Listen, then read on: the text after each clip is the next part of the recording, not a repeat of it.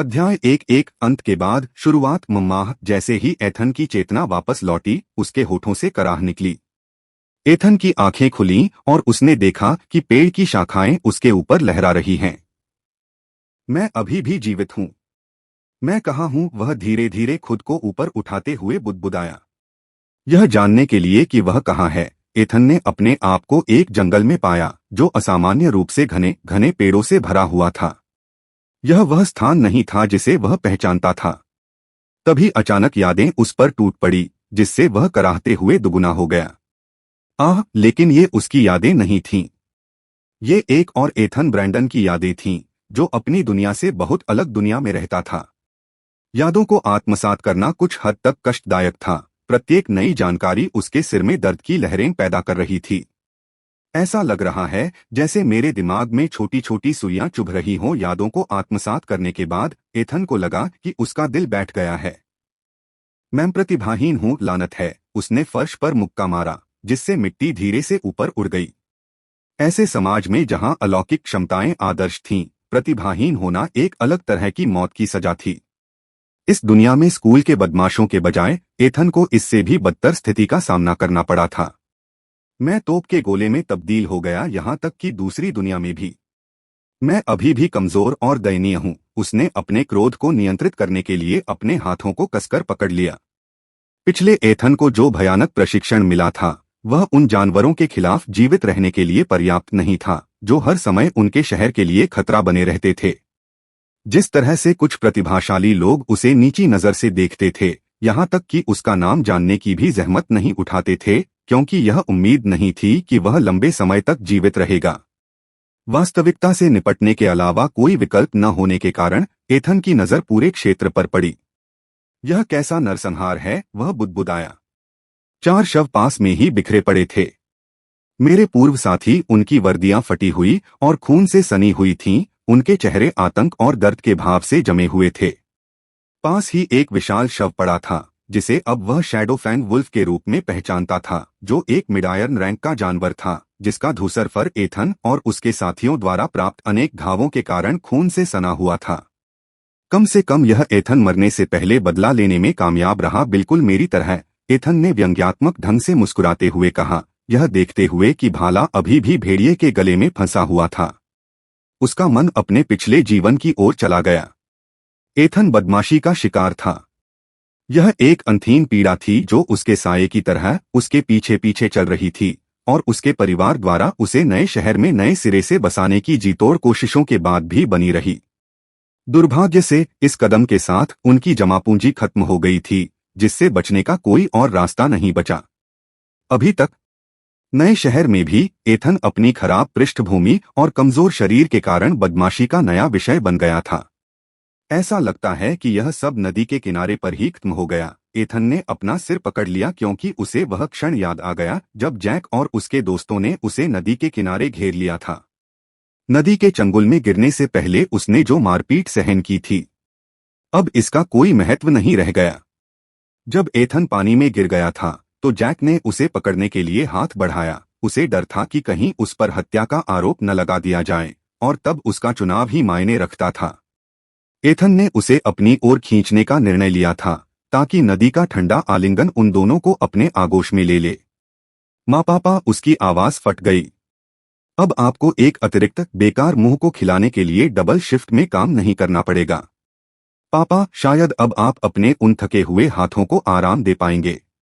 मुझे अफसोस है कि मैं एक बेहतर बेटा नहीं बन सका। मुझे अफसोस है कि मैं एक असफल इंसान बनना बंद नहीं कर सका। एक भयावह चीख ने उसके विचारों को चकनाचूर कर दिया, जिससे वह होश में आ गया। यह ध्वनि उसकी अपेक्षा से अधिक निकट थी, तथा उसके पिछले जीवन में सुनी गई किसी भी ध्वनि से अधिक डरावनी थी। वह घबरा गया। यह एक ऐसी दुनिया थी जहां मौत गोभी की तरह आम थी। वह भागने की कोशिश में अपने पैरों पर खड़ा हुआ, लेकिन उसका पैर एक खुली हुई जड़ में फंस गया। अरे, मैं इतना लापरवाह कैसे हो सकता हूँ, उसने सोचा। उसे डर था कि कहीं कोई आवाज न निकल जाए और भेड़िया सुन ले। वह जोर से गिरा। उसका हाथ सहज ही खुद को संभालने के लिए आगे बढ़ा। उसकी हथेली लाश से दब गई, जो मरे हुए शैडोफैंग भेड़िए के खून से रंगे फर पर थी। फिर उसकी आंखें चौड़ी हो गईं। क्या एथन में प्रतिभा नहीं थी? उसने आश्चर्य से कहा और होलोग्राफिक स्क्रीन को घूरने लगा। अध्याय 2 सबसे मजबूत प्रतिभा। एथन की दृष्टि में होलोग्राम टिमटिमा रहा था क्योंकि सूचनाएं हिंसक विस्फोटों के साथ उसके दिमाग में आ रही थीं। क्रूर जानवर शैडोफैन वुल्फ मिडायर्न भक्षण उन्नत गति प्रतिभा F+ ग्रेड रैंक मिडायर्न मुझ में सचमुच प्रतिभा है, एथन ने उत्साह से भरकर कहा। मैं शायद बच निकलूंगा, उसने सोचा और जल्दी से अपने सामने लगी स्क्रीन का अध्ययन किया। उसने हमेशा प्रणालियों और प्रतिभाओं के बारे में पढ़ा था, हर ट्रांसमिग्रेंट की स्वर्णिम उंगली, और ऐसा लग रहा था जैसे उसने भी एक उंगली खोल ली हो।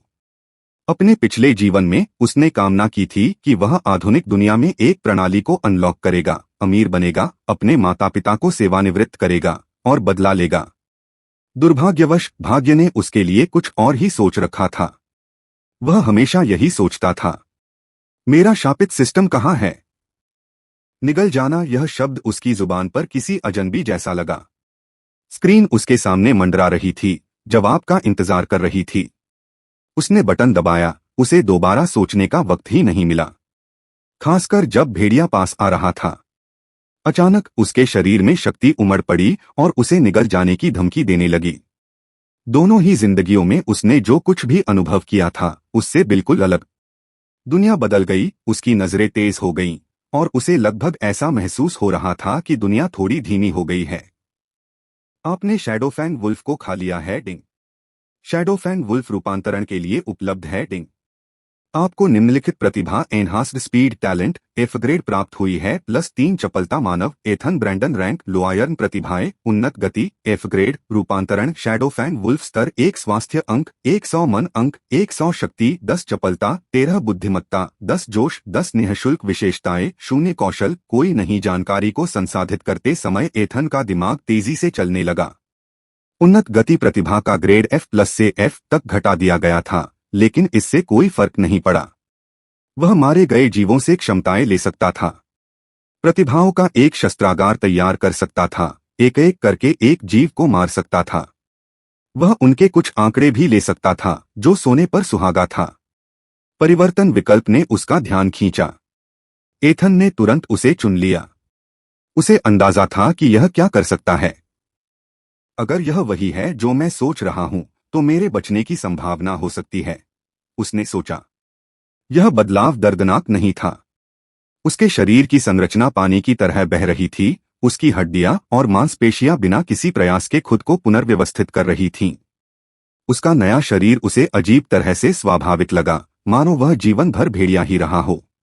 यह अविश्वसनीय है, एथन ने सोचा, जैसे ही उसकी नजर उसके पंजों और फर पर पड़ी। लेकिन इससे पहले कि वह और गौर कर पाता, एक और चीख हवा में गूंज उठी जो उसके बेहद करीब थी। उसकी नजरें उस दिशा में घूम गईं जहां से वह आ रहा था। यह एक और शैडोफैन भेड़िया था जो मौत की गंध से खिंचा चला आ रहा था। वह एक पेड़ के पीछे से निकला था। सीधा खड़ा होने पर यह बहुत बड़ा है, एथन ने सोचा।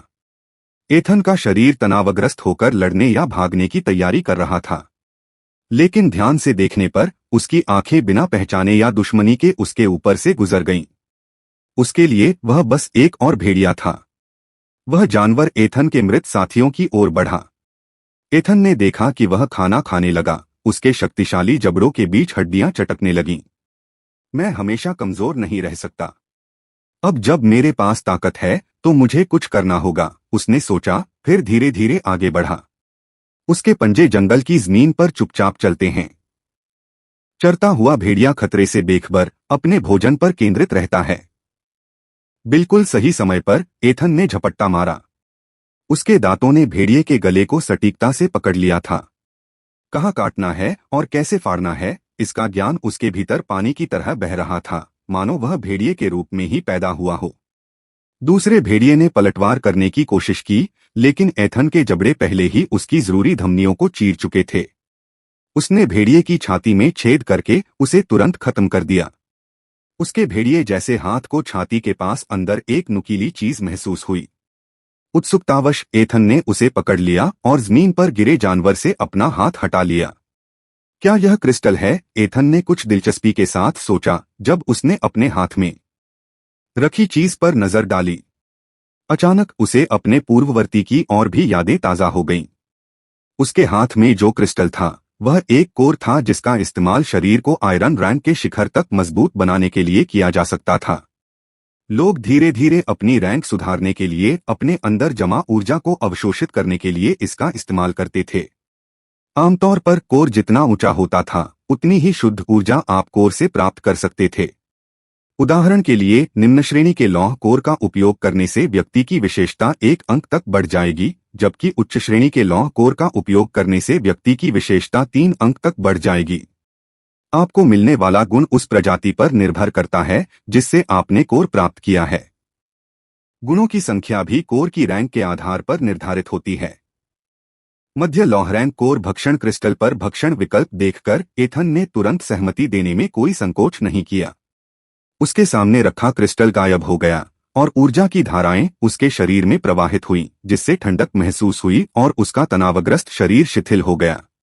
+5 चपलता अपने द्वारा प्राप्त आंकड़ों की विशाल मात्रा को देखकर एथन ने बिना किसी हिचकिचाहट के तुरंत पिछली लाश की ओर जाकर उसी क्रिस्टल की तलाश की।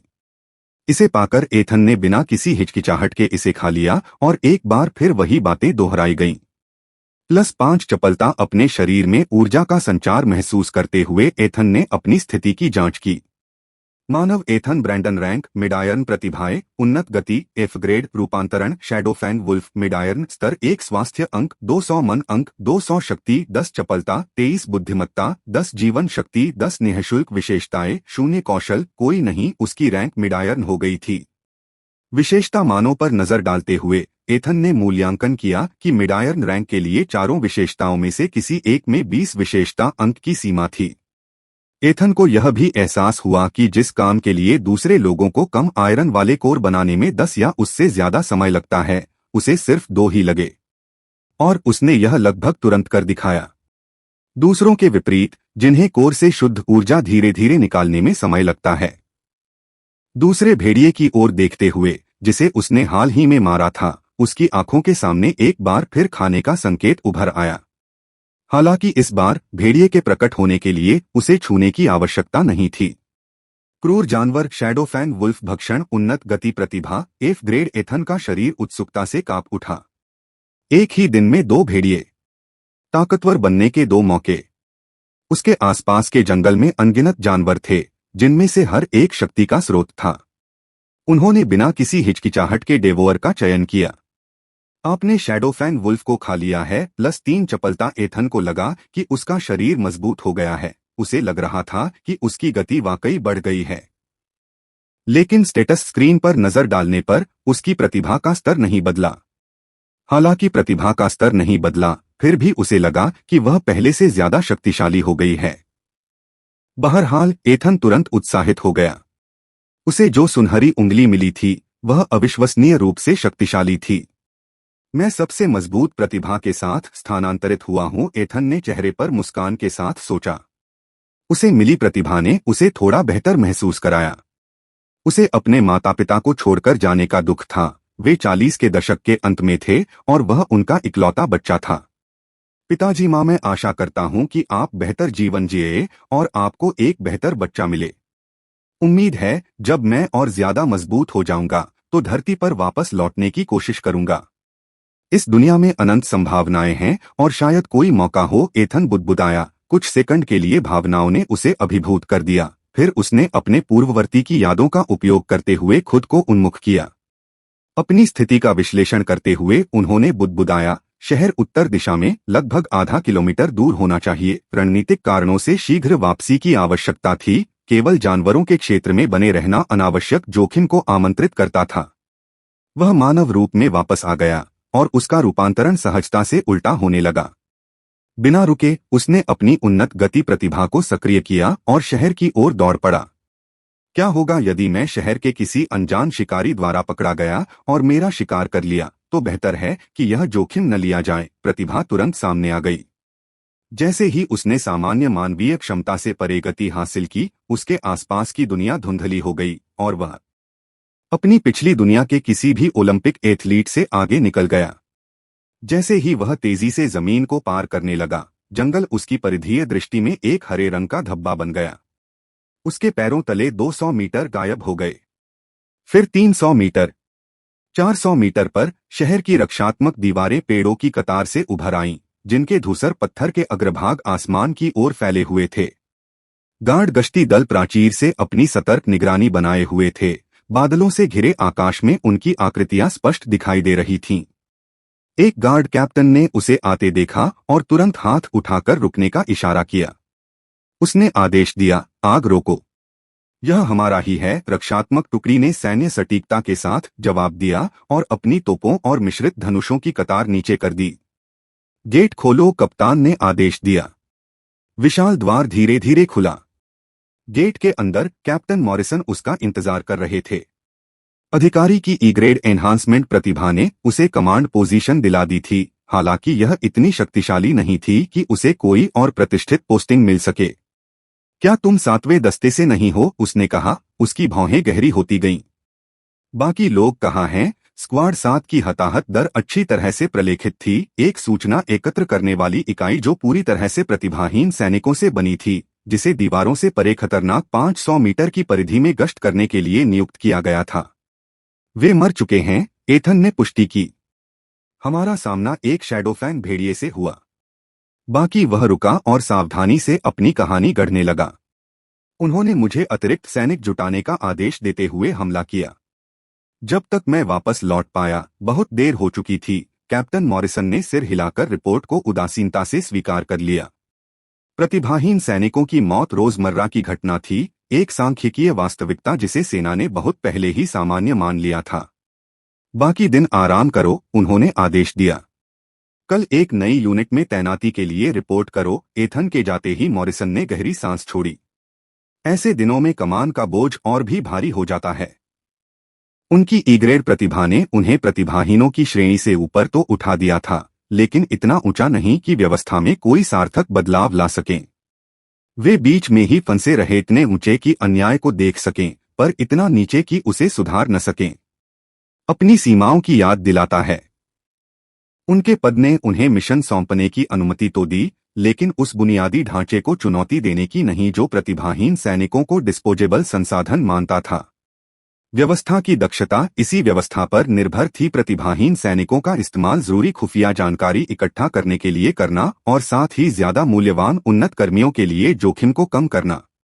मॉरिसन की स्थिति की खिड़की उनके प्रस्थान से पहले एथन के दृष्टिकोण में संक्षिप्त रूप से प्रकट हुई। मानव captain James Morrison, rank peak iron, शक्ति संवर्धन प्रतिभा ई ग्रेड, कौशल बेसिक स्टोन फिस्ट नौसिखिया 20%।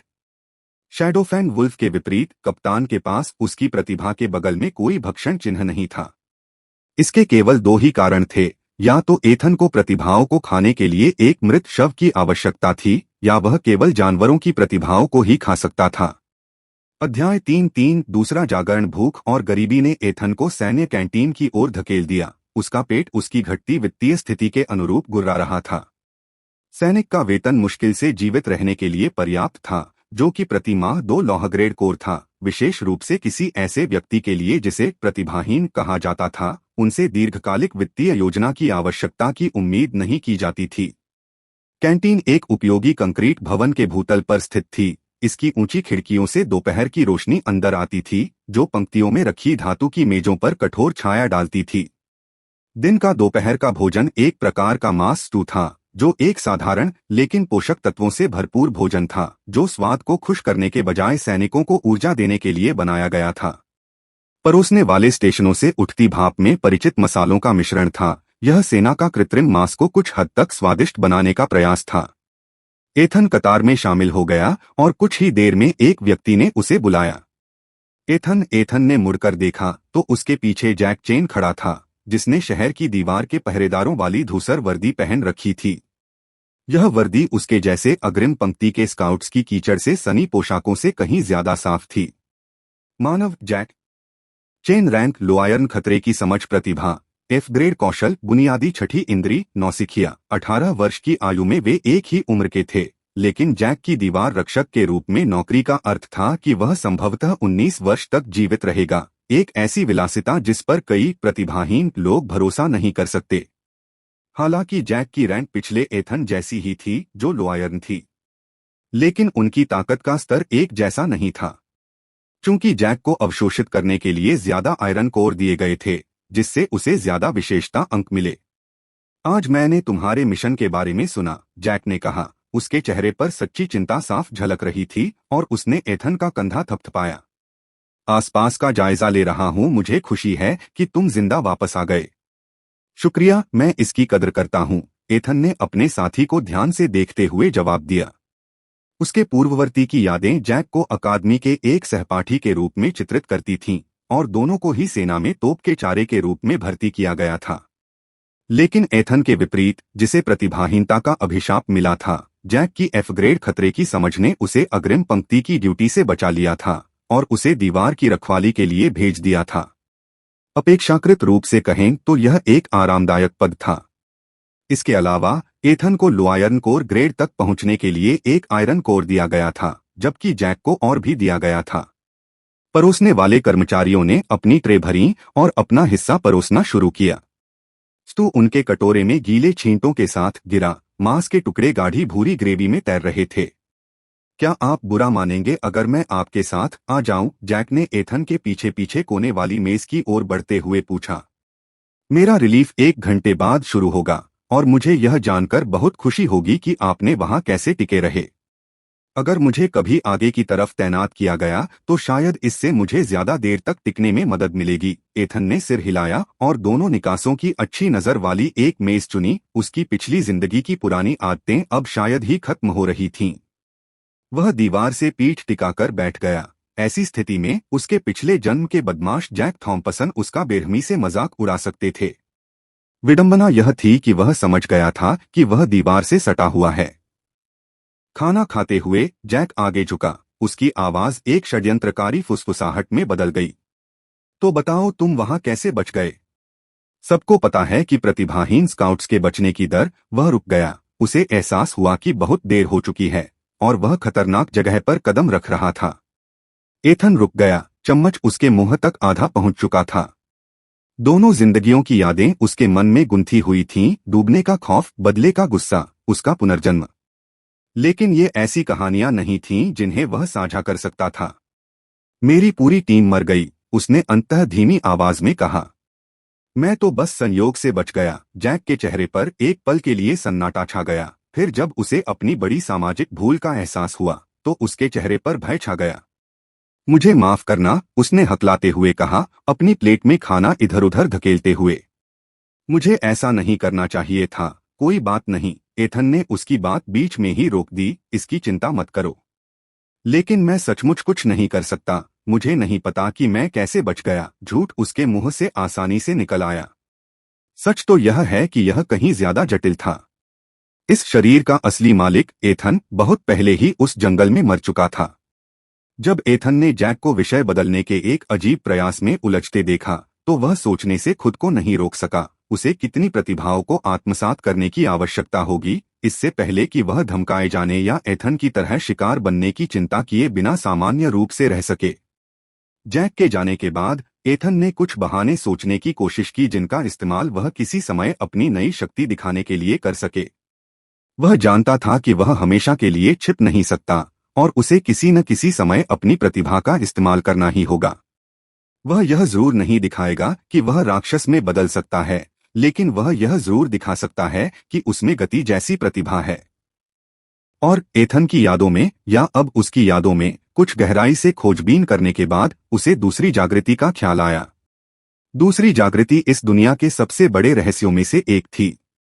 पहली जागृति के बाद किशोरावस्था का वह निर्णायक क्षण जब प्रतिभाएं या तो प्रकट होती थीं या नहीं, अधिकांश रास्ते तय हो जाते थे।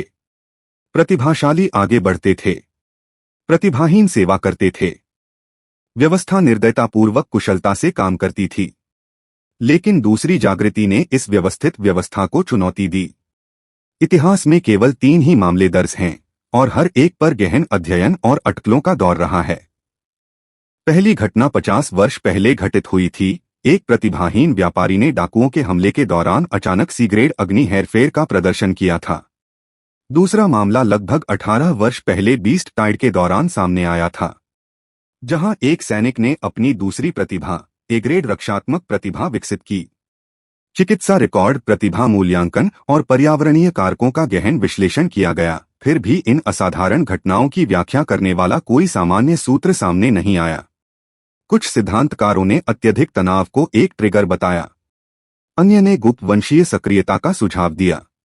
कोई भी निश्चित प्रमाण नहीं दे सका। समझ की कमी ने इस घटना को स्थापित सत्ता संरचना के लिए और भी भयावह बना दिया। अप्रत्याशित प्रतिभा अधिग्रहण ने सावधानीपूर्वक बनाए गए पदानुक्रम को खतरे में डाल दिया।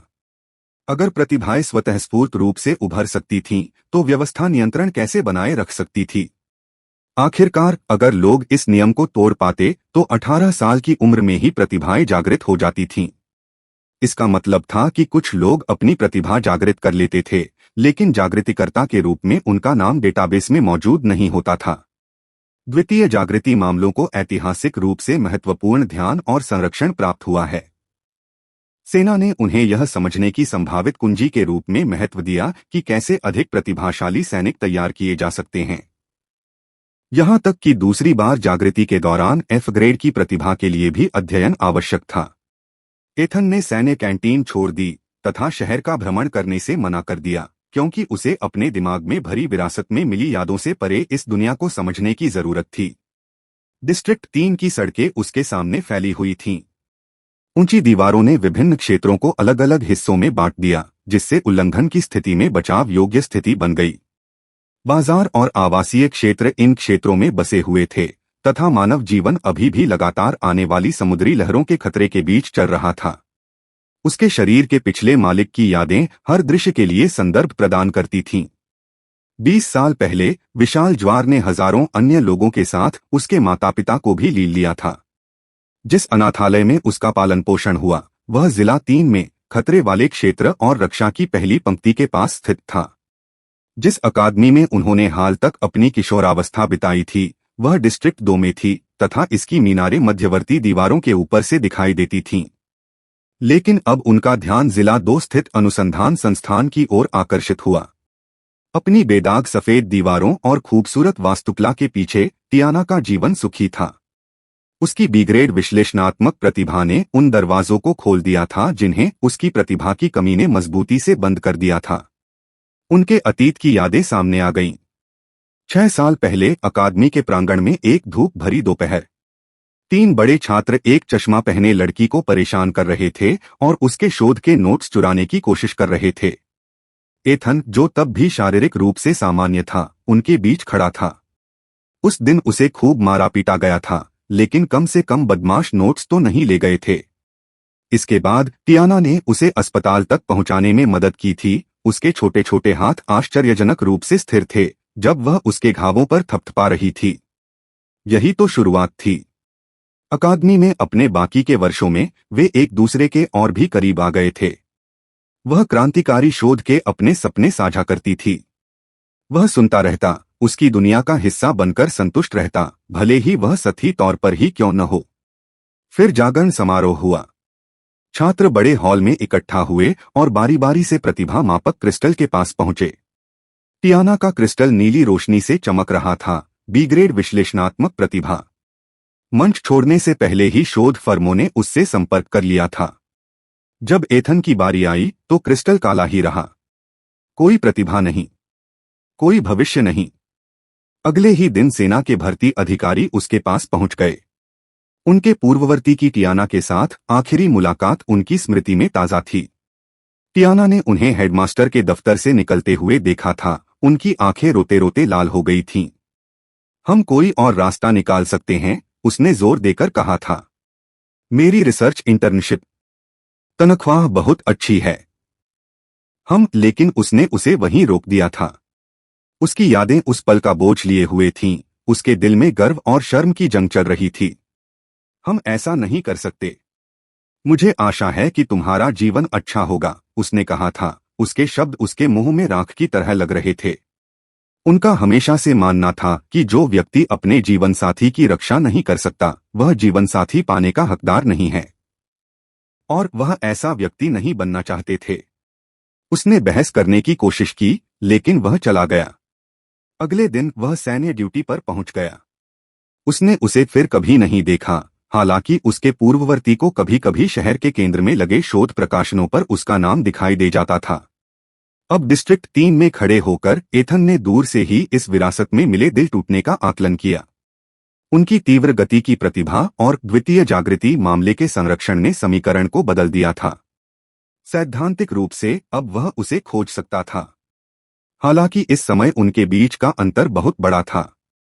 उसकी एफ ग्रेड प्रतिभा दूसरी जागृति के रहस्य के बावजूद उसकी वर्तमान स्थापित स्थिति के सामने फीकी पड़ गई। इससे भी महत्वपूर्ण बात यह थी कि वह आदमी नहीं था जिससे वह प्यार करती थी। उसने उस आदमी का चेहरा और उसकी यादें धारण की, लेकिन उसकी आंखों के पीछे की आत्मा पूरी तरह से किसी और की थी। वह जिला 2 की ओर मुड़ गया। ऐसा नहीं है कि वह वहां कुछ भी खरीद सकता था। अध्याय 4 शिकार का समय अगला दिन सैन्य परिसर की सुबह की घंटी की जानी पहचानी आवाज के साथ आया। एथन ने बैरक की छोटी सी खिड़की से आती धुंधली रोशनी में अपनी आंखें खोली। जिस तंग कमरे में वह 3 अन्य सैनिकों के साथ रहता था, उसमें उनके संकरे बिस्तरों और भंडारण लॉकरों के लिए भी मुश्किल से जगह थी। निजी क्वार्टर प्रतिभाशाली सैनिकों के लिए आरक्षित एक विलासिता थी जो योग्यता रखने वालों और योग्यताहीनों के बीच के अंतर की एक और याद दिलाता था। सुबह की हवा में इतनी ठंडक थी कि सेना द्वारा दिए गए पतले कंबल मुश्किल से ही उसे बचा पा रहे थे। एथन चुपचाप उठा, इस बात का ध्यान रखते हुए कि उसके रूममेट्स को कोई परेशानी न हो जिन्हें रात की पहरेदारी के लिए बुलाया गया था। उनकी धीमी सांसें और बीच बीच में हिलना डुलना उसकी सुबह की दिनचर्या को एक नीरस धुन दे रहा था। जब वह अपने टॉयलेटरीज निकालने के लिए अपने लॉकर की ओर बढ़ रहा था तो उसके पैरों के नीचे घिसी हुई फर्श की लकड़ी चरमरा रही थी। जब वह पहुंचा तो सामुदायिक शौचालय पहले से ही भरा हुआ था और कई अन्य सैनिक सुबह की सफाई कर रहे थे। शावर से निकलने वाली भाप से शीशे धुंधले हो गए थे, हालांकि पानी गुनगुना ही था। गर्म पानी कई अन्य सुख सुविधाओं की तरह पद और प्रतिभा के आधार पर निर्धारित था। एथन ने जल्दी से अपना चेहरा धोया और दांत ब्रश किए। उसकी हरकतें स्वचालित मोड पर थीं और उसका मन आने वाले दिन के बारे में सोच रहा था।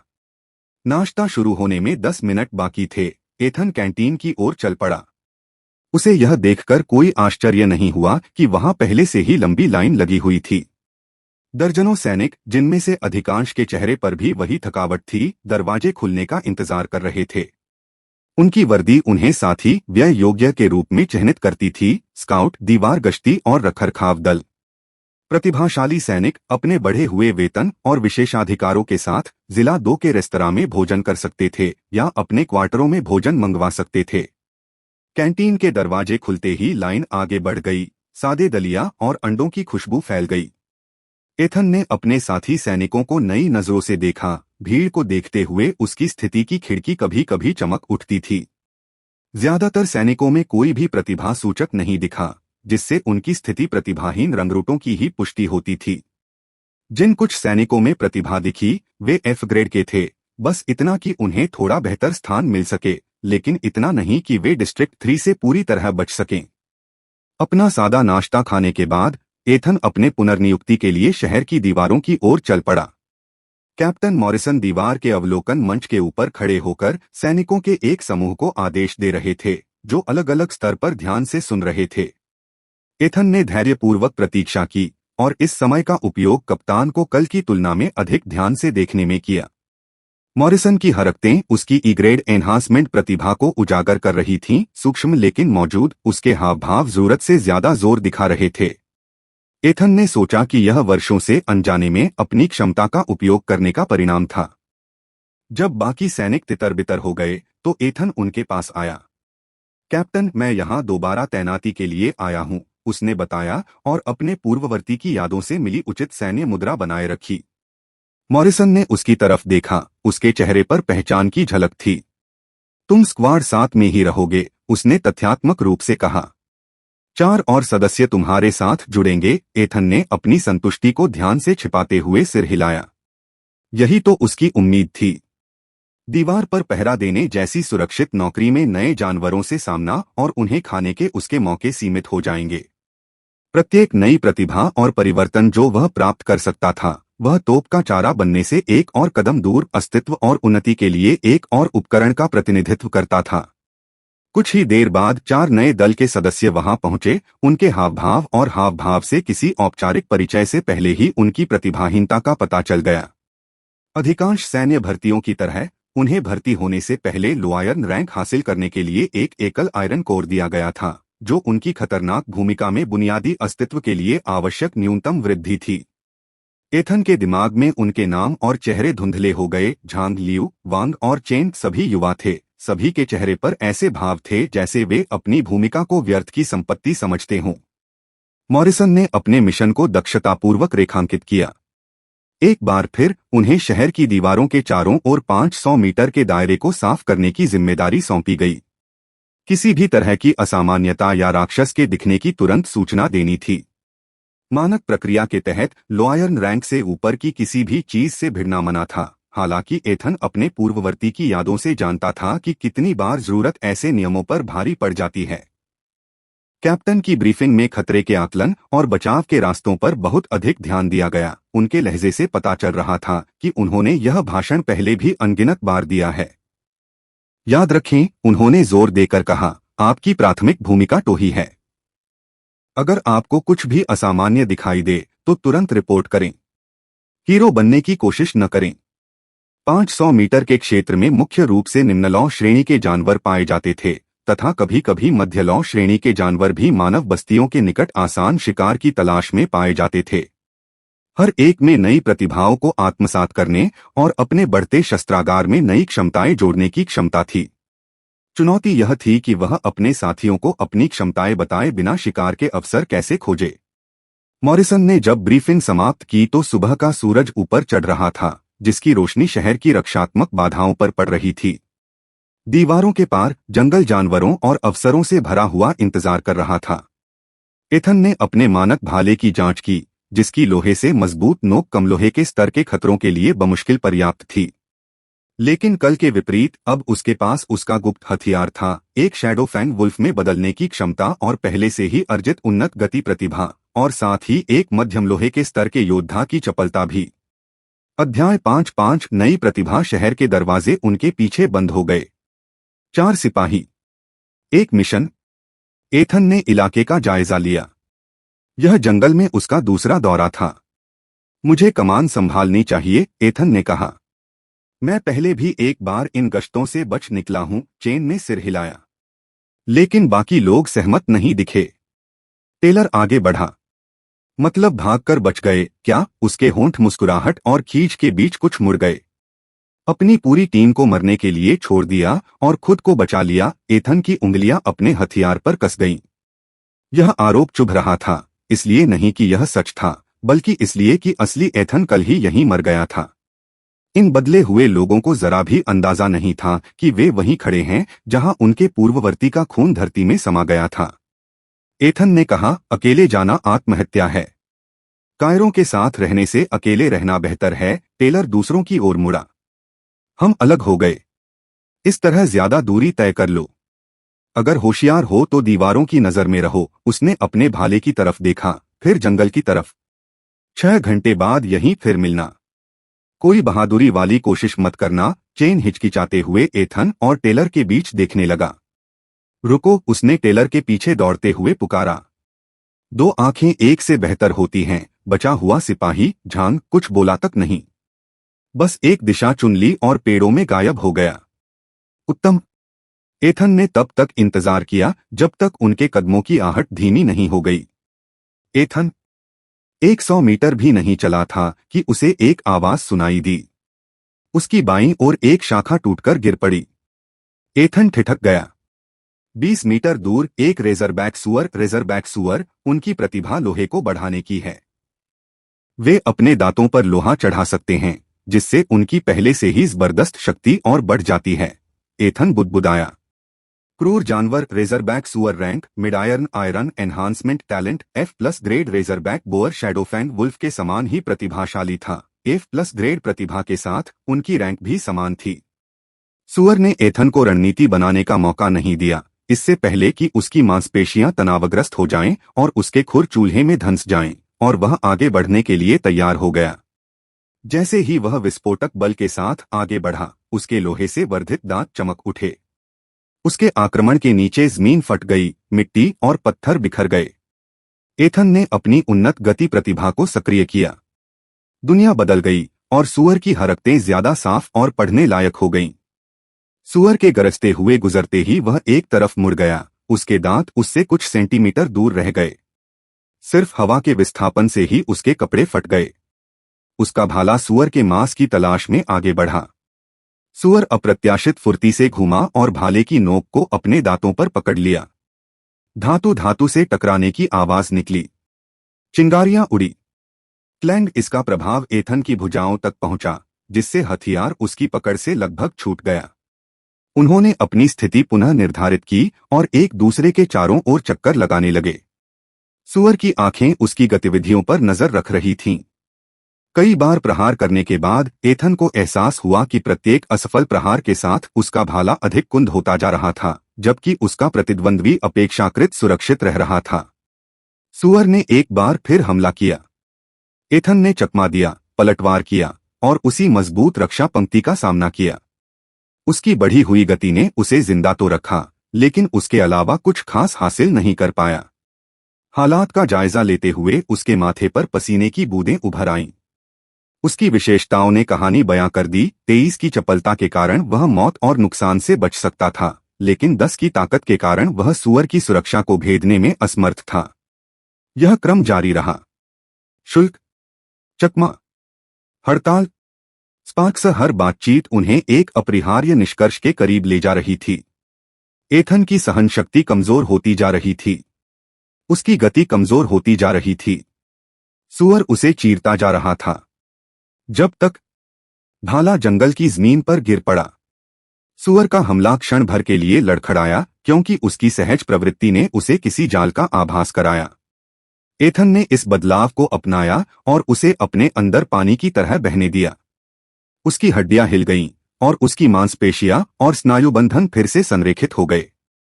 जैसे ही उसका रूप शैडोफैन भेड़िए के रूप में परिवर्तित हुआ, उसका दृष्टिकोण कम हो गया। जहां एक इंसान खड़ा था, वहां अब एक छायादार भेड़िया दुबका हुआ था।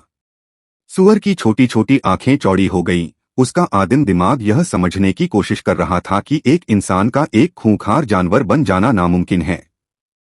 फिर इसकी लड़ाकू प्रवृत्ति ने पुनः नियंत्रण स्थापित कर लिया। दुश्मन तो दुश्मन ही था, चाहे उसका रूप कुछ भी हो।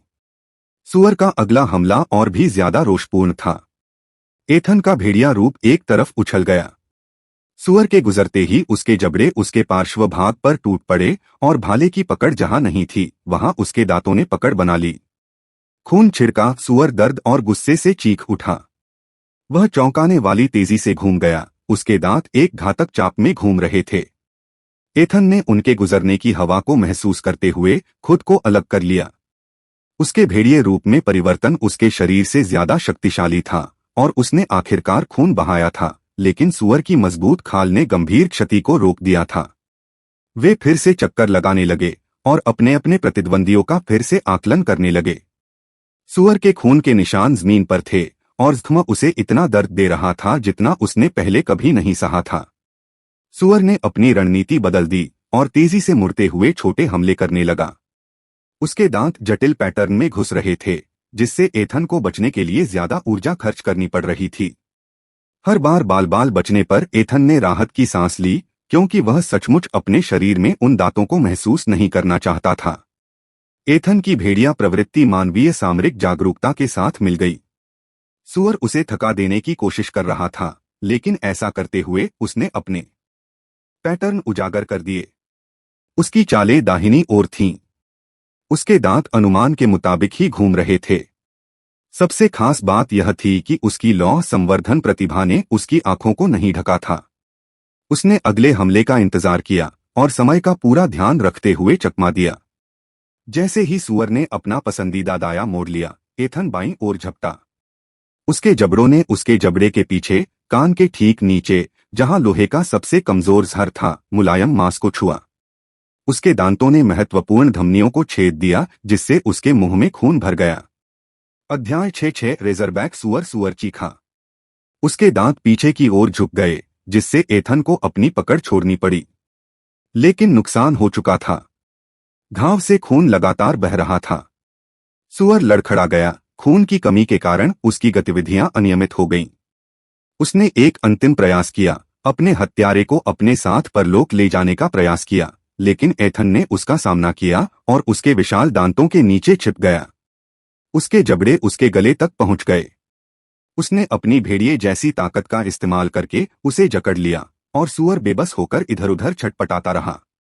धीरे धीरे अनिवार्य रूप से संघर्ष कमजोर पड़ गया। सुअर की हरकतें बेकाबू हो गईं। खून से सने उसके पैर मुड़ गए। जब वह आखिरकार गिर पड़ा तो एथन ने तब तक अपनी पकड़ बनाए रखी जब तक उसे उसकी आखिरी सांसें थमती हुई महसूस नहीं हुई। क्रूर जानवर रेजरबैक सुअर भक्षण rank mid iron enhancement talent F+ grade जीत सिर्फ जिंदा रहने से कहीं ज्यादा लेकर आई। एक और हुनर जिसे आत्मसात करना था, एक और कला जिसे महारत हासिल करनी थी। खा जाओ, एथन ने अपने चेहरे पर एक नरम लेकिन थकी हुई मुस्कान के साथ कहा। आपने रेजरबैक सुअर को खा लिया है डिंग। रेजरबैक बोअर रूपांतरण के लिए उपलब्ध है डिंग। आपको निम्नलिखित प्रतिभा iron enhancement talent F grade प्राप्त हुई है +3 जीवन शक्ति। एथन सुअर की लाश की ओर चला गया, फिर उसने अपना हाथ उठाया और उसकी छाती में घुसकर उसका अंदरूनी हिस्सा बाहर निकाला।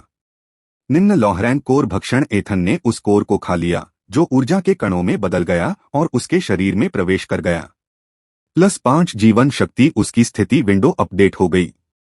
मानव Ethan Brandon rank mid iron प्रतिभाएं उन्नत गति F ग्रेड लॉ संवर्धन F ग्रेड रूपांतरण shadow fang wolf mid iron razorback boar mid iron स्तर 1 स्वास्थ्य अंक 180 मन अंक 100 शक्ति 10 चपलता 32 बुद्धिमत्ता 10 जीवन शक्ति 18 निःशुल्क विशेषताएं 0 कौशल कोई नहीं जैसी की उम्मीद थी। प्रतिभा का स्तर कम हो गया था, F+F हो गया, ठीक वैसे ही जैसे भेड़िए की प्रतिभा अवशोषित होने पर कम हो गई थी। लेकिन वह अभी भी शक्ति थी। मांस तो मांस ही होता है, भले ही वह मच्छर के पैर के आकार का हो, एथन ने बुदबुदाया। उसके बाद दूर से आई चीख ने उसके विजय के क्षण को बाधित कर दिया। ये चीखें मानव आवाजों की थीं, जो भय से कांप रही थीं। एथन ने आवाजों को पहचान लिया। वे टेलर और चेन थे। संभवतः उन्हें किसी क्रूर जानवर ने अपनी लापरवाह खोज में पाया था। एथन मुस्कुराया। उसके भेड़िए रूप के नुकीले दांत अभी भी सुअर के खून से सने हुए थे। अब यह देखने का समय है कि इस जंगल में और क्या क्या प्रतिभाएं हैं। यद्यपि एथन उनकी मदद नहीं करना चाहता था, क्योंकि उसे लगता था कि वे उसे उसके पिछले जीवन के जैक के समूह की याद दिलाते हैं, फिर भी एथन ने एक कारण से टेलर और चेन की मदद करने का फैसला किया। मैं अपने प्रति अनावश्यक संदेह नहीं बढ़ाना चाहता।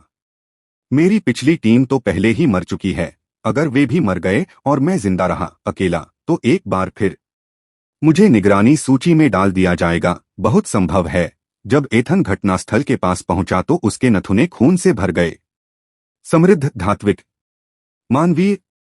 उसका भेड़िया शरीर तरल अनुग्रह के साथ जंगल में चला गया। प्रत्येक पंजाबतन सड़ते हुए पत्तों पर चुपचाप गिर रहा था। जब तक वह उन्हें ढूंढ नहीं लेता, तब तक गंध तीव्र होती जाती है। चेन कीचड़ में घुटनों के बल बैठा था, जो लाल लेप में बदल गया था। उसका कटा हुआ हाथ फेंके गए मांस की तरह भुला दिया गया है। उंगलियां अभी भी मौत के झटके में फड़क रही हैं। उसकी कलाई से खून की धड़कनें कमजोर हो रही हैं। टिक टिक टिक। उल्टी गिनती। टेलर अकड़कर खड़ा है। उसका अपना खून उसकी बाह से नीचे की ओर बह रहा है, जहां उंगलियां गायब होनी चाहिए थीं। भाला उसकी बची हुई पकड़ में कांप रहा है। पसीने की धार उसके चेहरे की धूल में साफ लकीरें बना रही है। उनके ऊपर मिड आयरन वुल्फ खड़ा था। उसके चांदी भूरे रंग के कोट के नीचे मांसपेशियां लहरा रही थीं, लेकिन उसकी आंखें ही तो खून जमा रही थीं, पीली पुतलियां जो उसके आतंक से लगभग मानवीय आनंद से चमक रही थीं। यह कोई साधारण जानवर नहीं है, यह भय का कलाकार है। क्रूर जानवर शैडोफैंग वुल्फ रैंक मिड आयरन बढ़ी हुई गति प्रतिभा F+ ग्रेड। एथन की नजर में स्टेटस विंडो चमकती है, लेकिन उसे इसकी जरूरत नहीं पड़ती। उस प्राणी से शक्ति ऐसे निकलती है जैसे किसी भट्टी से गर्मी निकलती हो। चेन पहले एथन को देखता है। उसका चेहरा, जो पहले से ही चाक की तरह पीला पड़ गया था, अब और भी सफेद हो गया है। अरे हम मर गए, शब्द टूटी फूटी फुसफुसाहट में निकलते हैं। उसकी तलवार पत्थर पर गिरती है। उसके घुटने मुड़ जाते हैं। उसके मन में कुछ चटकने लगता है। टेलर की नजरें चेन के कुचले हुए शरीर के बीच घूम गईं, और फिर उसकी नजरें उस दिशा में घूम गईं जहां वह देख रहा था। उसकी मांसपेशियां अनायास ही तन गईं, उसकी पुतलियां फैल गईं और जानवर का दिमाग नियंत्रण में आ गया। दौड़ना यह चेतावनी नहीं, एक स्वीकारोक्ति है। टेलर के हाथ में रखा भाला फर्श पर गिर जाता है। चेन ऊपर देखता है, उसकी आंखों में हवा में मोमबत्ती की तरह आशा टिमटिमा रही है। लेकिन टेलर पहले ही आगे बढ़ चुका था, चेन से आगे, उम्मीद से आगे, इंसानियत से आगे। शुद्ध अस्तित्व की प्रवृत्ति। वह पीछे मुड़कर नहीं देखता, पीछे मुड़कर नहीं देख सकता। चेन को जैसे ही समझ आती है, उसका चेहरा मुरझा जाता है। वह अपने आखिरी मौके को हाथ से जाते देखने के लिए बहुत धीरे से सिर घुमाता है। जब वह पीछे मुड़कर देखता है तो मिडायर्न वुल्फ के नुकीले दांत उसके चेहरे से कुछ इंच की दूरी पर लगभग मुस्कुराहट की तरह फैले हुए दिखाई देते हैं। भेड़िए की संतुष्टि पूरे इलाके में जहरीली गैस की तरह भर जाती है। यह इसी पल रचीब सी है, शिकार को तब तक खींचा जाता है जब तक विश्वासघात मांस को स्वादिष्ट न बना दे। यह खाना नहीं है, यह खून और डर से लिखी कविता है। एथन करीब आता है। अवसर और सहज ज्ञान उसे आगे खींचते हैं। बड़े भेड़िए का सिर उसकी ओर झपटा और एक चीख गड़गड़ाहट की तरह हवा में गूंज उठी। मेरा मेरा मेरा। एथन रुकता नहीं है। मिडायर्न वुल्फ पूरी तरह घूम जाता है, उसकी चीख एक बेस सुर में बदल जाती है जो एथन की हड्डियों में कंपन पैदा कर देती है। उसकी आंखें मौत, प्रभुत्व और पदानुक्रम का वादा करती हैं। चेन उनके बीच भुला दिया गया है, एक शिकारी के शिकार का टुकड़ा। उसका बचा हुआ हाथ बेकार में मिट्टी को नोच रहा है। हटो, लानत है, वह अपने जमे हुए शरीर से विनती करता है। लेकिन आतंक ने उसकी मांसपेशियों को पत्थर बना दिया है। मिडायर्न वुल्फ गति में आ जाता है। उसकी F+ ग्रेड की उन्नत गति प्रतिभा उसे जीवित बिजली में बदल देती है। नुकीले दांत उस जगह को चीर देते हैं जहां पहले एथन का गला धड़कता था। एथन की अपनी उन्नत गति प्रतिभा उसके खून में गूंजती है। सुअरों से लड़ाई ने उसे अच्छी तरह सिखाया है। वह हमले के दौरान लुढ़कता है, झपट्टा मारता हुआ ऊपर आता है। लेकिन बड़ा भेड़िया पहले ही जा चुका है, धुएं की तरह घूमता हुआ। मिडायर्न वुल्फ एक हत्यारे की आकस्मिक शक्ति के साथ चलता है जिसने कभी हार नहीं देखी। बड़ा भेड़िया फिर से आगे की ओर धुंधला सा हो जाता है। लेकिन एथन को पता चल जाता है, उसकी कमर तन जाती है, वजन बदलता है। बचने के बजाय वह झुक जाता है। झटके से हुए वार को झेलकर जवाबी हमले के लिए तैयार हो जाता है। उसके नुकीले दांत मांस को चीरते हैं, फाड़ते हैं, चीरते हैं। खून की बौछारें होती हैं। मिडायर्न वुल्फ के गुस्से से भरे गुर्राने से टहनियां टूटकर पत्तों को हिला देती हैं। उसके अगले हमले तेज और जोरदार होते हैं। चेन देखता रह जाता है, स्तब्ध। उसके ऊपर टाइटन्स की टक्कर से उसके अपने स्ख्म भूल जाते हैं। पत्तों पर खून की बारिश होती है। शाखाएं गोलियों की तरह टूटती हैं। हर वार मिडायर्न वुल्फ के नुकीले दांतों को उसके अंत के करीब लाता है। मिडायर्न वुल्फ फिर हमला करता है, इस बार और तेजी से। उसके जबड़े एथन के गले से मिलीमीटर भर दूर रह जाते हैं। एक तेज आवाज के साथ हवा हिल जाती है। एथन बाईं ओर लुढ़कता है। उसके पंजों के नीचे मिट्टी और पत्तियां बिखर जाती हैं। बड़े भेड़िए के हमले में गलती की कोई गुंजाइश नहीं होती। हर काटने से लड़ाई तुरंत खत्म हो सकती थी। उनकी गतिविधियां तब तक तेज होती जाती हैं जब तक जंगल धुंधला नहीं हो जाता। उन्नत गति प्रतिभाएं एक साथ प्रज्वलित होती हैं, जिससे समाशोधन अलौकिक युद्ध के अखाड़े में बदल जाता है। मिडायर्न वुल्फ पहले हमला करता है और उसका विशाल रूप घातक शक्ति से हवा को चीरता है। एथन किनारे हट जाता है, उसकी गतिविधियां तरल और नियंत्रित होती हैं। वह मजबूत है, एथन ने एक और हमले से बचते हुए कहा, लेकिन मुझे लगता है कि मैं उससे ज्यादा मजबूत हूं। मिडायर्न वुल्फ निराशा में गुर्राता है क्योंकि उसका एक और हमला विफल हो जाता है। चेन जमीन से देखता है, उसकी कटी हुई कलाई के नीचे उसका अपना खून जमा हुआ है। असंभव, उसके मन में विचार कौंधते हैं। छोटा भेड़िया बड़े भेड़िए की हरकतें पढ़ रहा है। लेकिन कैसे एथन जवाबी हमला करता है। उसके नुकीले दांत बड़े भेड़िए के पिछले पैर पर लग जाते हैं। खून की बौछार होती है। मिडायर्न वुल्फ दर्द और गुस्से से चीखता है। तुम्हारी हिम्मत! बड़े भेड़िए की आंखें गुस्से से चमक उठीं। उसने हमलों की झड़ी लगा दी। हर काटने का मकसद जान लेना था। यह मेरा इलाका है, मेरा शिकार। लेकिन एथन पहले से ही आगे बढ़ रहा है और अधिकांश हमलों से बच रहा है। चेन की आंखें चौड़ी हो गईं जब उसने देखा। उनकी गति में उन्हें मुश्किल से पहचान पा रहा हूं, लेकिन जो छोटा है वो थोड़ा तेज है। मिडायर्न वुल्फ ने हमला करने की अपनी क्षमता को बढ़ा दिया। एथन ने तुरंत इसका फायदा उठाया। उसके नुकीले दांत बड़े भेड़िए के कंधे को चीरते हुए उसकी मांसपेशियों और टेंडन को चीर गए। जंगल के जमीन पर और भी खून के धब्बे फैल गए। बड़ा भेड़िया लड़खड़ा जाता है। उसका घायल पैर उसका वजन संभाल नहीं पाता। उसकी पीली आंखों में निराशा हताशा में बदल जाती है। उसके हमले और भी बेकाबू और कम नियंत्रित हो जाते हैं। मिडायर्न वुल्फ ने एक और बेताब हमला किया। इस बार एथन ने उसका सीधा सामना किया। उसे सबसे ज्यादा नुकसान हुआ, लेकिन उसके नुकीले दांत बड़े भेड़िए के गले में जा लगे। शह और मात, एथन सोचता है, और उसके जबड़े कस जाते हैं। मिडायर्न वुल्फ जोरदार प्रहार करता है, लेकिन एथन की पकड़ एकदम सही है। कोई सहारा नहीं, कोई बच निकलने का रास्ता नहीं। बिल्कुल जैक को पानी के नीचे पकड़े रखने जैसा। एक बार सही स्थिति में आ जाने पर ज्यादा ताकत का कोई मतलब नहीं। अब खून बेरोक-टोक बह रहा है। बड़े भेड़िए का संघर्ष कमजोर पड़ गया है। उसकी उन्नत गति प्रतिभा टिमटिमाती है और चेतना के लुप्त होते ही विफल हो जाती है। मिडायर्न वुल्फ गिर पड़ता है। उसकी जिंदगी जंगल की जमीन पर बह जाती है। उसके अंतिम विचार में एक विस्मयकारी सम्मान का भाव है। क्रूर जानवर शैडोफैंग वुल्फ भक्षण रैंक मिडायर्न उन्नत गति प्रतिभा F+ ग्रेड। अध्याय 7 विकास। एथन ने चेन की तरफ देखा, जो आखिरकार कांपते पैरों पर खड़ा हो गया था। उसकी कटी हुई कलाई से खून टपक रहा था, लेकिन जीवित रहने की चाहत ने उस सदमे पर काबू पा लिया था। चेन के विचार तेजी से दौड़ने लगे जब विजी भेड़िया उसकी ओर मुड़ा। मिडायर्न वुल्फ के मृत होने के बाद उसकी मांसपेशियां अब बेवजह काम करने लगी थीं। दूसरे शिकारी का सामना करने पर आखिरकार हिलडुल पाने की कड़वी विडंबना उससे छिपी नहीं थी। लेकिन भेड़िए की नजरें उस पर से आश्चर्यजनक उदासीनता से गुजर गईं।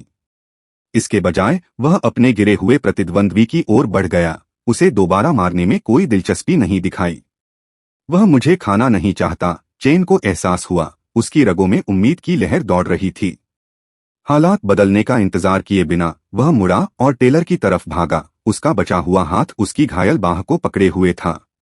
चेन के जाने की पुष्टि करने के बाद एथन मरे हुए भेड़िए के पास गया।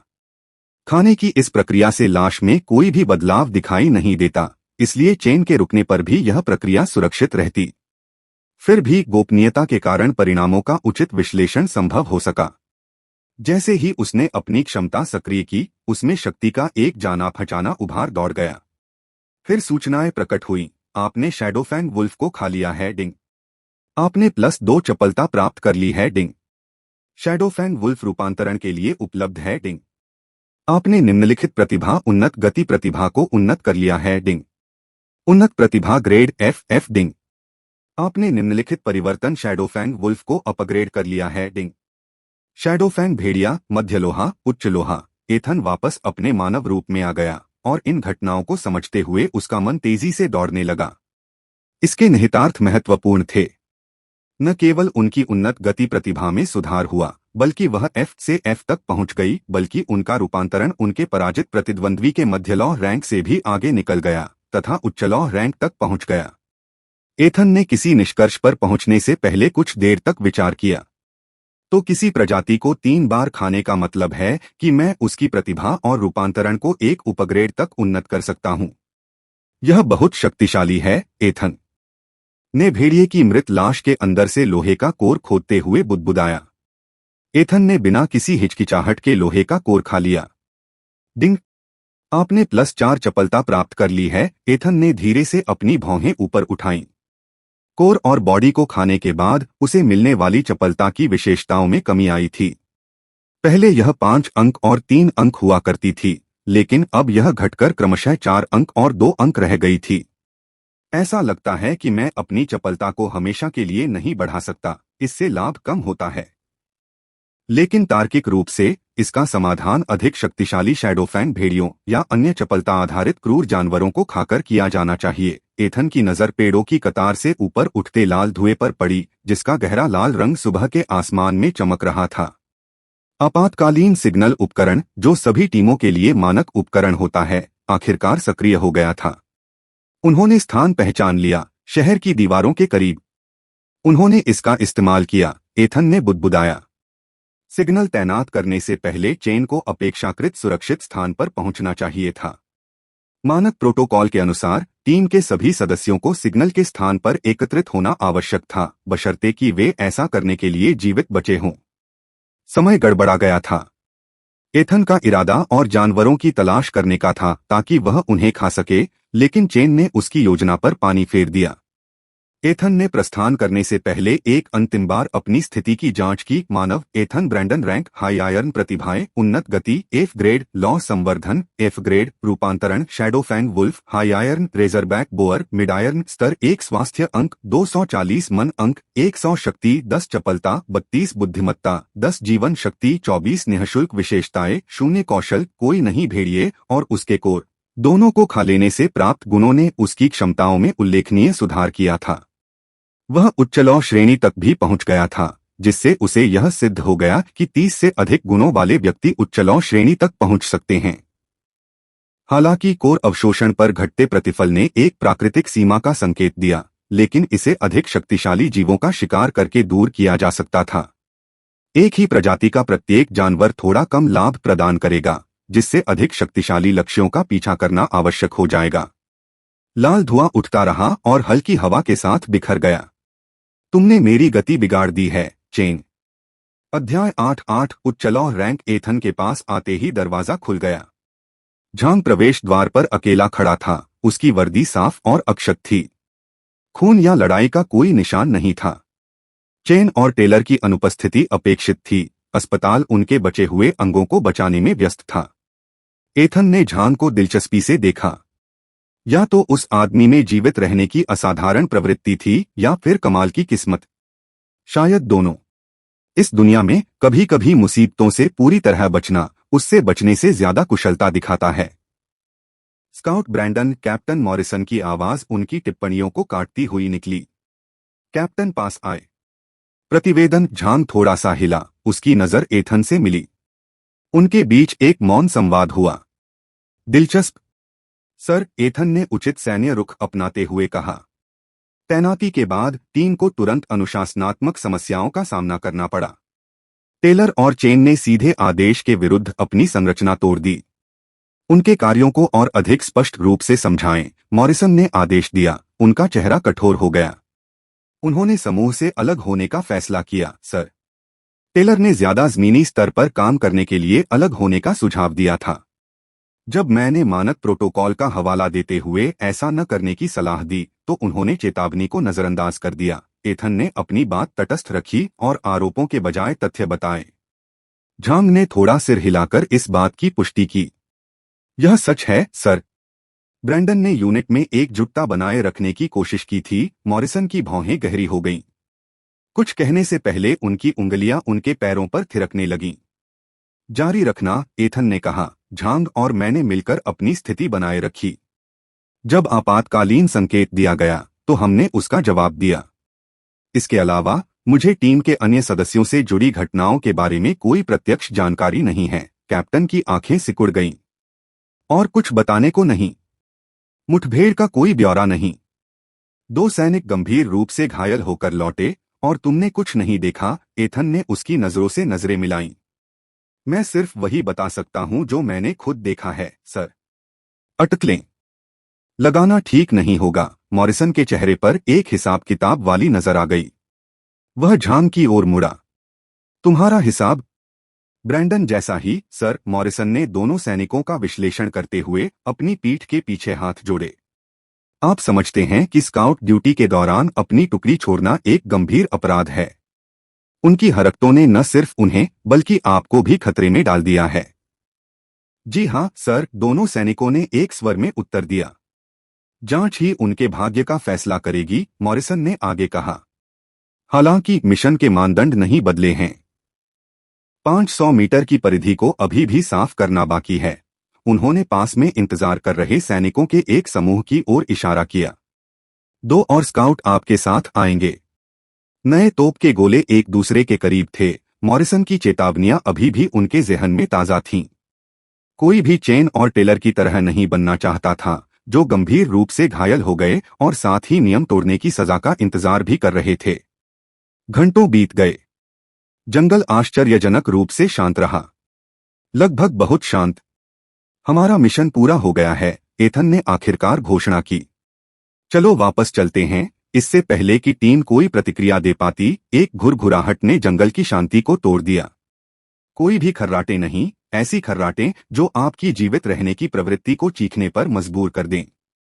क्रूर जानवर रेजरबैक सुअर rank mid iron iron enhancement talent F+ grade. समय धीमा हो गया। एथन के दिमाग में खेल के संकेतों की तरह विकल्प कौंधने लगे। लड़ाई? नहीं, बहुत सारे गवाह। भागना? हाँ, लेकिन किसी मकसद से। भागो, वह चिल्लाया। सब अलग अलग दिशाओं में। यह सबका पीछा नहीं कर सकता। किसी को समझाने की जरूरत नहीं पड़ी। स्काउट्स चौंके हुए पक्षियों की तरह बिखर गए और हर कोई बचने के लिए अपना अपना रास्ता चुन रहा था।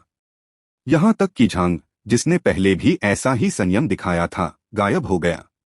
एथन ने जानबूझकर अपनी गति धीमी कर दी।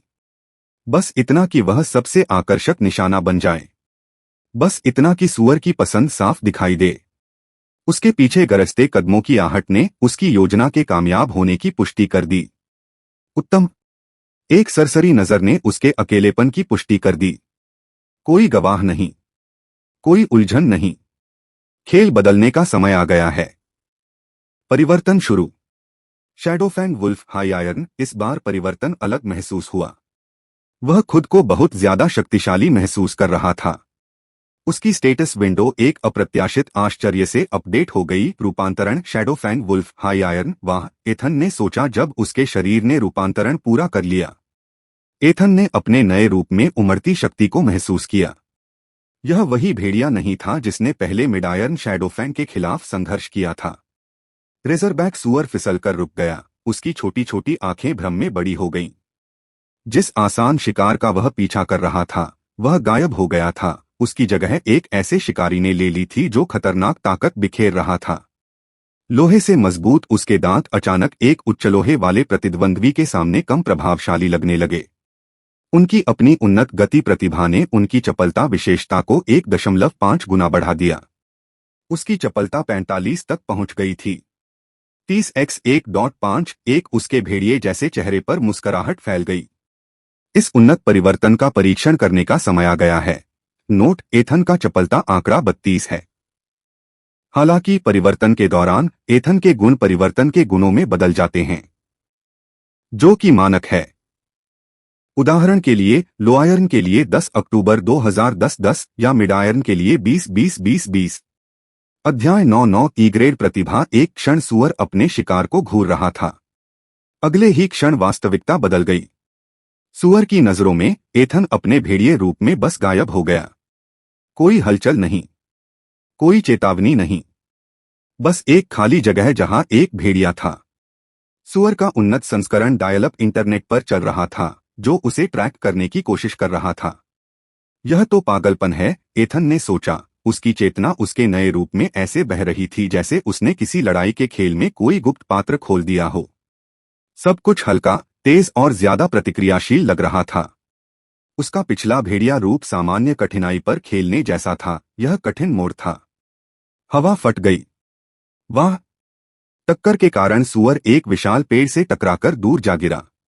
उसमें नहीं, उसके आर पार 2 आदमियों जितना मोटा तना ऐसे टूटा जैसे किसी ने उसके बीच के हिस्से को मिटा दिया हो। लकड़ी के छर्रे विनाश के एक आदर्श शंकु के आकार में बाहर की ओर फूट पड़े। धमाका! अरे, एथन ने सोचा, जैसे ही उसने अपने पंजों पर नजर डाली। यह एक परीक्षण हिट होना था। सुअर टूटी हुई लकड़ी और उखड़ी हुई जमीन में धंसा पड़ा था। एक हल्के से वार ने लड़ाई लगभग खत्म कर दी थी। उसे यह बताने के लिए किसी उपलब्धि सूचना की जरूरत नहीं थी कि उसने खेल का संतुलन बिगाड़ दिया है।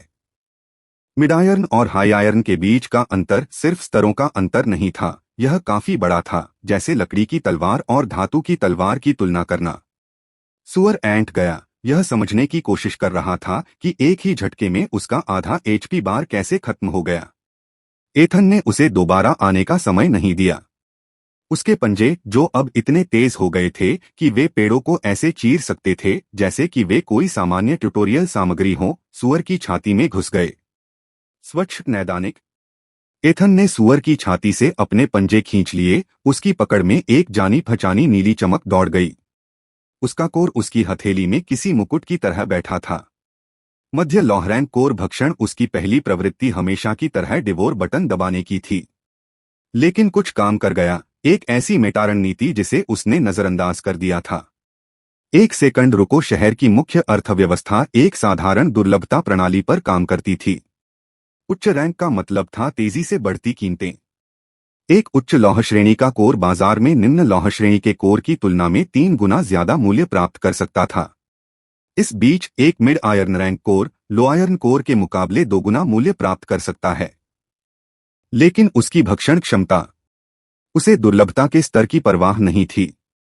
मैं ये सब गलत खेल रहा हूं, एथन ने सोचा। शहर की व्यवस्था कोर के पद को बहुत महत्व देती है। मैं इसका फायदा उठा सकता हूं। गणित अपनी सरलता में सुंदर था। एक मिड आयरन कोर के बदले 2 लो आयरन कोर लें। दोनों को खाओ और एक मध्य लौह रैंक कोर को खाकर प्राप्त किए गए आंकड़ों को दोगुना करो। आपने रेजरबैक बोअर मिड आयरन को मार दिया है। क्रूर जानवर रेजरबैक सुअर भक्षण rank mid iron iron enhancement talent F+ grade status window match के अंत के सारांश की तरह खुल गई, लेकिन एथन ने इस पर ध्यान ही नहीं दिया। वह यह समझने में इतना व्यस्त था कि उसने पावर स्केलिंग को कितनी बुरी तरह तोड़ दिया था। ऐसी दुनिया में जहां रैंक ही सब कुछ थी, उसने एक ही सुबह में कई महीनों के पावर अप हासिल कर लिए। शांत होने के बाद एथन ने रेजरबैक सुअर को खा लिया। आपने रेजरबैक सुअर को खा लिया है, डिंग। आपने +3 जीवन शक्ति प्राप्त कर ली है। लगता है मैं सही था।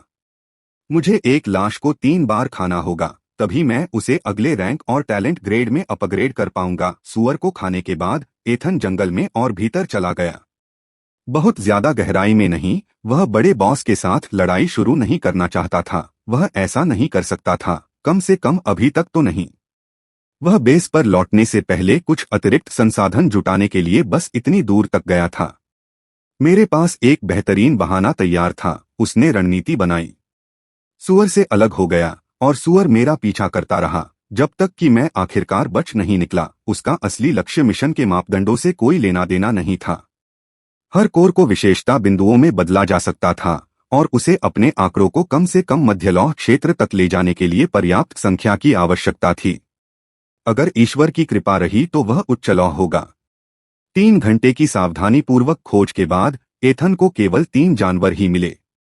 2 मध्यलोहे के शैडोफैंग भेड़िए। उन्हें खाने के बाद केवल उसके आंकड़े बढ़े, उसके रैंक या प्रतिभा में कोई परिवर्तन नहीं हुआ। फिर जब भृंग प्रकट हुआ तो सब कुछ बदल गया। स्थिति विंडो एक दुर्लभ मुठभेड़ अधिसूचना की तरह पॉप अप हुई। क्रूर जानवर, काला भृंग रैंक मिड आयरन सुरक्षा कवच प्रतिभा ई ग्रेड। एथन की शिकारी प्रवृत्तियां चीख रही थीं। जैकपॉट, उसके पिछले जन्म के भृंगों की तुलना में भृंग काफी बड़ा था, हाँ, लेकिन उसकी चाल में कुछ गड़बड़ थी। जिस तरह से वह बेंतलब भटक रहा था, मानो खो गया हो। 1 मिनट रुको, एथन का अंतर्ज्ञान काम कर गया। ई ग्रेड की प्रतिभा, लेकिन इसकी रैंक सिर्फ मध्यम स्तर की है। यह जरूर कोई खोया हुआ बच्चा होगा। हालांकि एक समस्या यह है कि जहां बच्चों की भीड़ होती है, वहां आमतौर पर बहुत गुस्से में माता पिता की भीड़ भी होती है। मुठभेड़ के बारे में अधिक सोचने का समय नहीं है। यह एक सीमित समय के लिए ही है, अगर मैंने कभी ऐसा देखा है। एथन का शरीर धीरे धीरे हरकत में आया। उसके पंजे, जो पहले से ही लोहे के मध्य लक्ष्य को एक ही बार में भेदने में सक्षम साबित हो चुके थे, उस युवा भृंग पर निशाना साध रहे थे। भृंग की रक्षात्मक प्रवृत्ति अंतिम क्षण में जागृत हो गई। भृंग अपनी प्रतिभा को सक्रिय करने ही वाला था, लेकिन बहुत देर हो चुकी थी। एक ही साफ वार, बस इतना ही काफी था कि भृंग मर गया। भृंग का विशाल शरीर जमीन पर गिर पड़ा। न कोई नाटकीय मौत का एनिमेशन, न ही कोई विशेष प्रभाव, बस एक और सफल खेती का दौर। लेकिन यह एक अप्रत्याशित प्रतिभा अनलॉक के साथ आया था। आपने मिडायर्न ब्लैक बीटल को मार दिया है। क्रूर जानवर काला भृंग भक्षण रैंक मिडायर्न सुरक्षा कवच प्रतिभा ई ग्रेड। अध्याय 10-10 पीक आयर्न रैंक क्रूर जानवर काला भृंग भक्षण रैंक मिडायर्न सुरक्षा कवच प्रतिभा ई ग्रेड। एथन के पंजे एक भयानक आवाज के साथ भृंग के कवच में धंस गए। जब उसने अंदर का भाग निकाला तो उसकी भेड़िया जैसी इंद्रियों ने हर अप्रिय विवरण को पकड़ लिया। चिटिनस बनावट, अजीब कीट, तरल पदार्थ, विदेशी शरीर रचना जिसने उसे याद दिलाया कि वह दोनों जन्मों में कीड़ों से नफरत क्यों करता था। उफ, इससे पहले कि वह उसे रोक पाता, आवाज निकल गई। हालांकि ज्यादा नखरे करने का समय नहीं है। आंकड़े तो आंकड़े ही होते हैं। उसने लाश पर भक्षण डिव्योर सक्रिय कर दिया। आपने काली बीटल को खा लिया है डिंग। आपने +2 जीवन शक्ति प्राप्त कर ली है डिंग।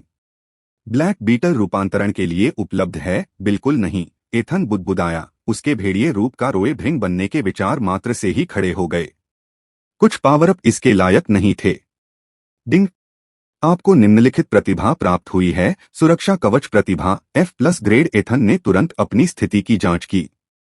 मानव Ethan Brandon rank peak iron प्रतिभाएं उन्नत गति F ग्रेड। सुरक्षा कवच F ग्रेड। लॉ संवर्धन F ग्रेड। रूपांतरण shadow fang wolf high iron razorback boar mid iron black beetle mid iron. स्तर 1 स्वास्थ्य अंक 290 मन अंक 100 ताकत 10 चपलता 40 अधिकतम आयरन बुद्धिमत्ता 10 जीवन शक्ति 29 निःशुल्क विशेषताएं 0 कौशल कोई नहीं। अपने हालिया लाभों का विश्लेषण करने के बाद एथन ने विशेषता सीमाओं के बारे में अपने सिद्धांत की पुष्टि की।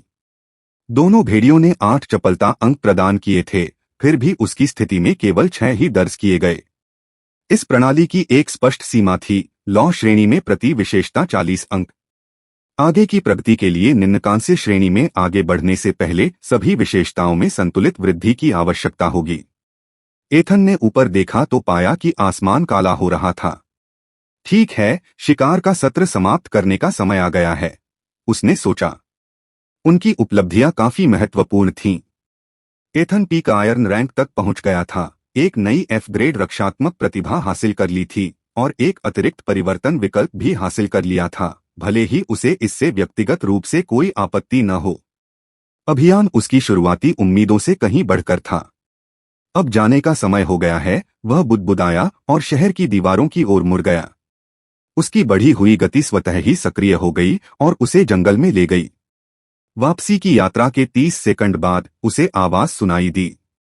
एक चीख हवा में गूंज उठी, जो उस दिशा से आ रही थी जहां से उसने भृंग को मारा था।